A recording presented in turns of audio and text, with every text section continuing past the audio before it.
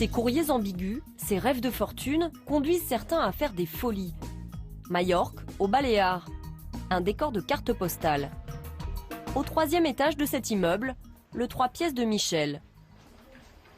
Il y a 2 ans, elle a dû recueillir sa mère, ruinée par les loteries publicitaires. Il ne faut pas dire que je ne suis pas heureuse parce que c'est une très gentille femme. Mais ma vie toute seule, je préférerais. Avec sa mère à charge, à 67 ans, Michel n'a pas les moyens de prendre sa retraite. Merci maman. Elle tient une teinturerie. Aujourd'hui, ses enfants sont venus lui rendre visite. Eux non plus n'ont rien pu faire pour raisonner Marguerite, 92 ans, littéralement saisie par la fièvre des loteries publicitaires. Et j'ai cru que vraiment c'était vrai, j'avais confiance. Je me disais, oui, quand même, on ne dit pas aux gens, je vous garantis que vous allez recevoir, par exemple, 15 000. Et nous, on t'a dit quoi? On t'a dit quoi quand on a eu les publicités? Vous m'avez dit, mamie, fais attention, c'est pas prudent, c'est une bêtise. Mais j'ai écouté personne. Voilà. Mais à force d'envoyer des chèques de 20, de 40, hein, à la fin du mois, ça faisait 9 000 €. Quoi? Des bêtises? Non, pas toujours. Waouh! Pas toujours. J'apprends des choses. Pas toujours. Et je devais, sur mon capital, prendre cet argent pour payer la banque.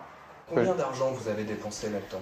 Oh, je crois plus ou moins 250 000 à 300.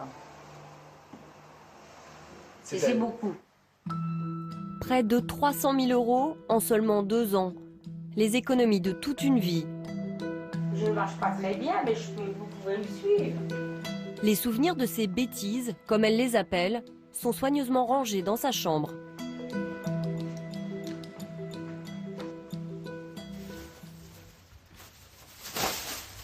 Qu'est-ce que c'est que ça?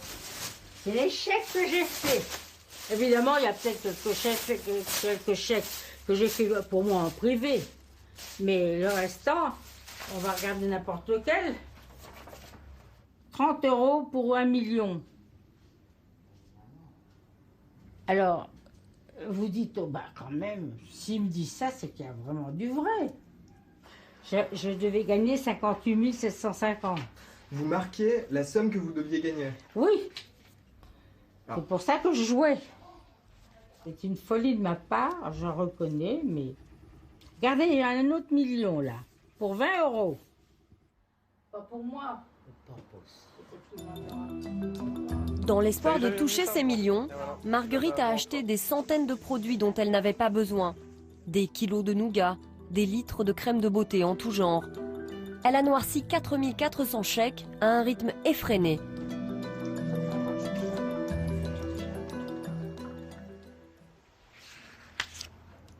Mais ce que je peux vous dire, c'est que je souhaite aux gens qui font la même chose, qui s'arrêtent. Parce que tous ces gens, ce sont des escrocs. Et ils profitent de notre faiblesse, d'âge, de notre... On est naïf, dans le fond. Moi, j'étais naïf, il faut le reconnaître. Et maintenant, je me mords les doigts. C'est mon héritage. C'est tout ce que je peux vous dire. Voilà. On fera le feu de la Saint-Jean, un de ces jours. Parmi les sociétés à qui Marguerite envoyait ses chèques, les poids lourds de la vente par correspondance. Mais surtout des dizaines d'enseignes françaises et étrangères, peu scrupuleuses.